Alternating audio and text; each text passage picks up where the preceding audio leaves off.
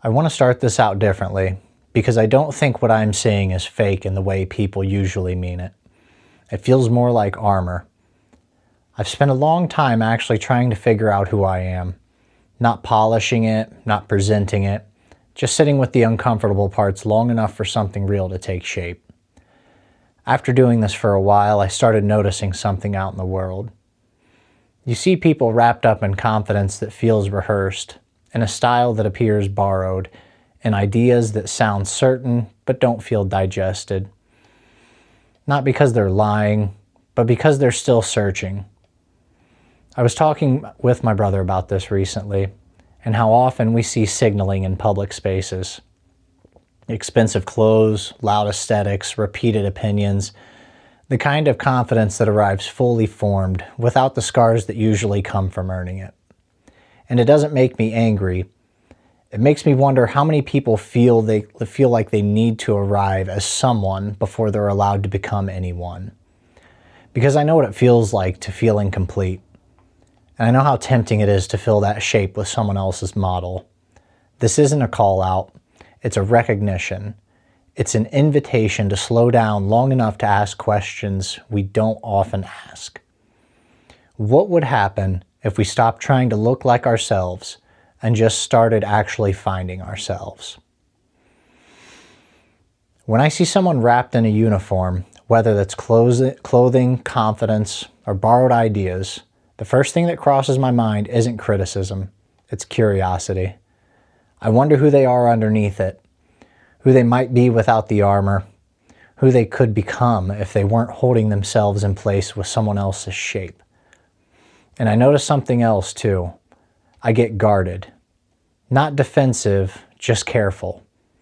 I protect my energy around people who feel like they're acting, because performance takes energy to maintain, and it often pulls energy from everyone else in the room. From where I stand, this signaling shows up in a few different ways. Some people do it loudly, intentionally, like they decided to be a finished product and want the world to agree. They own the role completely, as if being first to declare yourself makes you authentic. Others feel different. They don't seem malicious or calculated. They seem empty. Like they've been waiting for someone to hand them a personality, a script, a look, a set of beliefs that finally makes them feel real. And then there are people who are genuinely trying to model someone they admire. I understand that instinct. We all need guidance at some point. The problem is, a lot of the models being offered right now are hollow, loud, unexamined, and unearned. I've learned the hard way that if you're going to model anyone, it should be the people who have actual depth in the specific direction you're trying to go, not just people who look convincing from a distance. Where this stands out to me most, though, isn't the confidence people project. It's in the insecurity underneath it. Once you've spent enough time looking inward, you start to feel that difference immediately. Confidence that's grown from within has weight to it. It doesn't rush, it doesn't demand agreement. Insecurity does the opposite. It pushes, it signals, and it needs to be seen. And what bothers me isn't that people borrow. It's that they don't digest.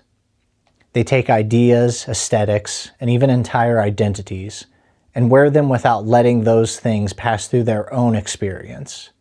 Without asking what actually resonates, without allowing anything original to emerge. And that's the part that feels tragic to me. Because every single one of us has something unreal inside us, something specific, textured, unrepeatable. And when I watch someone deny that, when I watch them sell themselves short by expressing someone else instead of discovering themselves, it feels like wasted potential. If it's not coming from within, it doesn't feel genuine, no matter how polished it looks. I'll be honest. This isn't something you usually catch yourself doing in real time. Most of the time, someone else sees it before you do. For me, it showed up as feeling lost. like the foundation I'd been standing on up until my late teens just collapsed.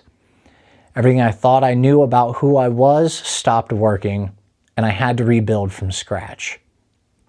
That process wasn't clean. It created a lot of resentment and a deep resistance to becoming anything that wasn't truly me. But I understand the fear underneath the mask because I felt it. The fear that without the act, you won't be enough, that you won't be accepted, that who you are, unfiltered, won't land. And that fear makes sense.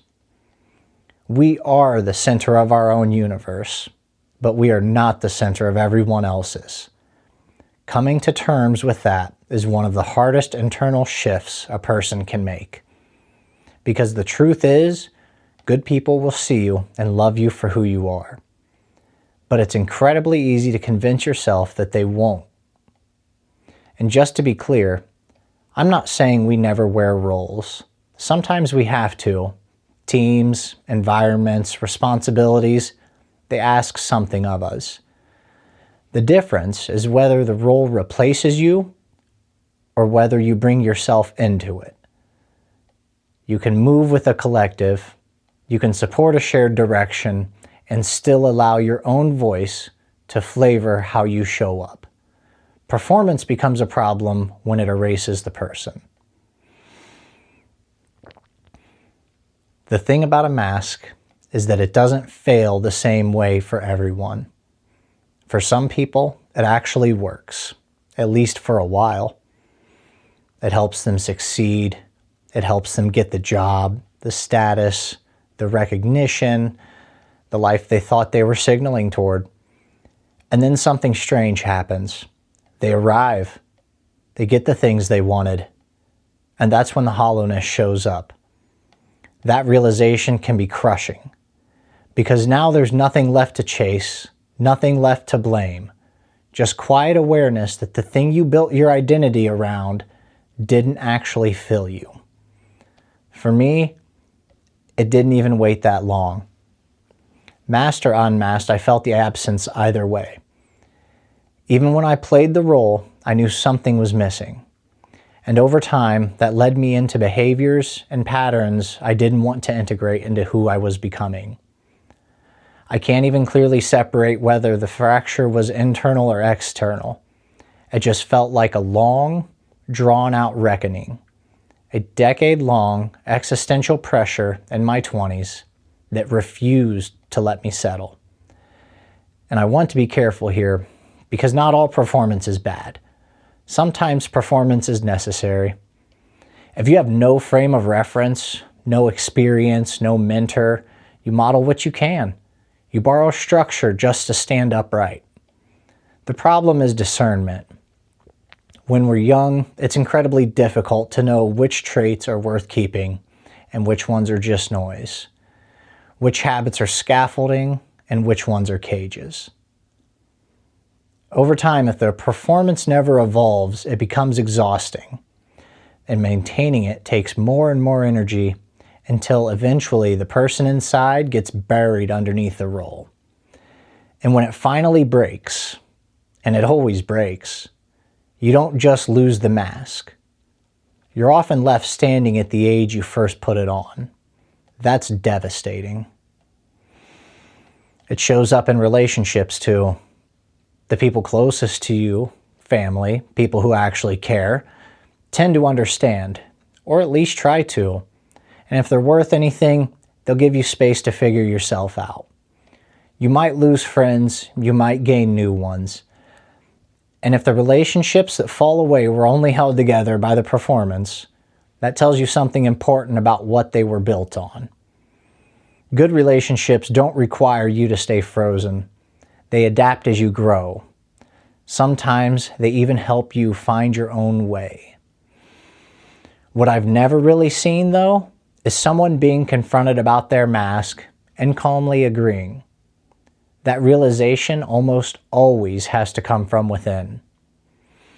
When people are challenged while they're still inside the performance, even gently, it's usually met with defense, sometimes outright attack. Not because the challenge was aggressive, but because the ego heard it as a threat. Like a gambler protecting a losing hand, we doubled down, and the reaction itself gives it away. Because if something is genuinely you, if it's rooted, you don't need to protect it. You don't need to convince anyone. You don't even care all that much how it's received. I know that now because I've lived both sides of it. For me, the fracture became obvious when I was dropped into a completely new environment around people I didn't know, all of us stripped down to a shared baseline. There was comfort in that structure and knowing what was expected. From there, it became trial and error, trying on ways of being, seeing what fit, seeing what didn't, watching parts of myself surface and others fall away. Eventually, I went inward, quietly, almost numb to all of it for a while. There wasn't grief when I let go of the mask, at least not in the way people usually describe it. There was an immense vulnerability and a lot of mistakes. But those mistakes, ones I couldn't understand at the time, were shaping me anyways. You never get the insight while you're inside the moment. It only comes later, when you can finally see what those failures were carving out of you. This is the real danger of staying in the performance too long. You don't just risk burnout, you risk losing yourself. You risk never finding what actually brings you joy, never discovering the specific talent, the strange combination of traits, the unique variability you're meant to contribute. Instead, people start filling that space with things, status, objects, applause, noise, trying to fill a God-sized hole with physical bullshit. But that hole isn't meant to be filled. It's meant to be grown into. Because when someone actually becomes whole, not perfect, but integrated, the power that comes from that is immense. The force of a human will that knows itself is staggering. Look at what we've already accomplished as a species. It's unfathomable, and yet it's attainable if we're willing to stop pretending we're not capable of it ourselves. When I finally stopped trying to become somebody else, the shift wasn't clarity. It was interrogation. I started questioning everything, every action, every reaction, not in a self-loathing way, but in a methodical one. I wanted to know where my patterns came from, where the pathways started, what moments had wired me the way they did. I didn't have a language for it at the time, no training, no therapist. It was self-driven, and honestly, it was messy. But it was mine. What that search looked like in practice wasn't pretty either. It was silence, deep, suffocating silence. Boredom to the point of insanity. Long stretches of nothing to distract me from my own thoughts. And in that boredom, something unexpected happened. I began to understand the value of building something internal, a kind of mental sanctuary, a place you can return to when the external world starts demanding versions of you that don't fit. There was a lot of meditation, a lot of letting thoughts run until they burn themselves out, a lot of stripping ideas down and walking them back to their origin, back to the moment they first took root. That process is not gentle. It's frightening, it's sad, it's terrifying, it's relieving, it's joyful. It's everything the human experience is, but experience again at the same intensity you first felt it. Reading helped. Hearing how other people understood their own minds helped.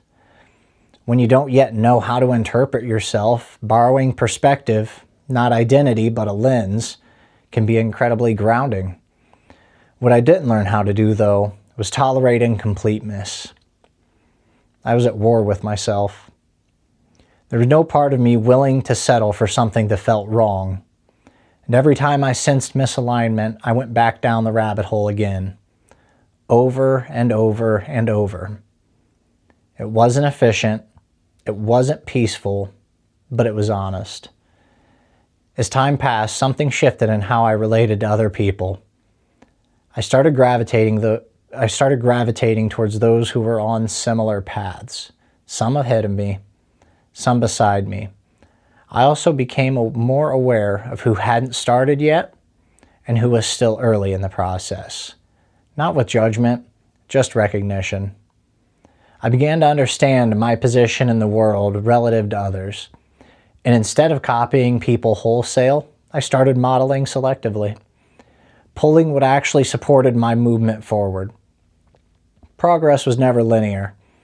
It was 3 steps forward, 2 steps back, set on repeat. And it took a long time to accept that this still counts as progress. But patience grew where frustration used to live. Confidence changed too. There's a difference between confidence that's declared and confidence that's found. Declared confidence needs protection. It shakes when challenged. And when it starts to crumble, it often turns into arrogance or attack, the last defenses of an exposed ego. Found confidence is different. Mine doesn't shake. It doesn't need reinforcement. I would die before I let someone else tell me who I am, because that knowledge is already settled. It's effortless. The easiest way I can describe it is this. No one can challenge the fact that you were born. You don't defend it, you don't argue it, you don't prove it. That's what real confidence feels like in the body. And anyone who feels pressure to arrive as a person right now, I'd offer this perspective. You already have. You're here right now, and as far as we can tell, this is it. Arrival isn't a destination. It's the recognition that you're already in the middle of the journey, living it, being it. They call us human beings for a reason. The purpose isn't to become something else. It is to be. That sounds too simple for how complex we are, which is why it's so hard to accept. And yes, I believe everyone has something unique to uncover. Not in a comparative way, not measured against the world's biggest accomplishments. Uniqueness has to be viewed objectively, relative to the impact you're trying to make. Some people want to reach millions. Some people only need to reach one person in one generation. If what's inside you is real, it will echo. Maybe loudly, maybe quietly, but it will last. Some people hesitate their entire lives because this is hard to figure out in the physical world. That's why the search has to happen inward, alone, without an audience, with an honest lens turned back on yourself. No comparisons, no performance, just you trying to understand you. So maybe the real question isn't whether the world is full of masks. Maybe the question is simpler and harder. What would you have to let go of if you stopped performing? Who might you meet if you allowed yourself to be unfinished without rushing to fill the space? And if you didn't try to become anyone else, if you didn't borrow a voice or a look or a certainty, what part of you has been waiting patiently to emerge?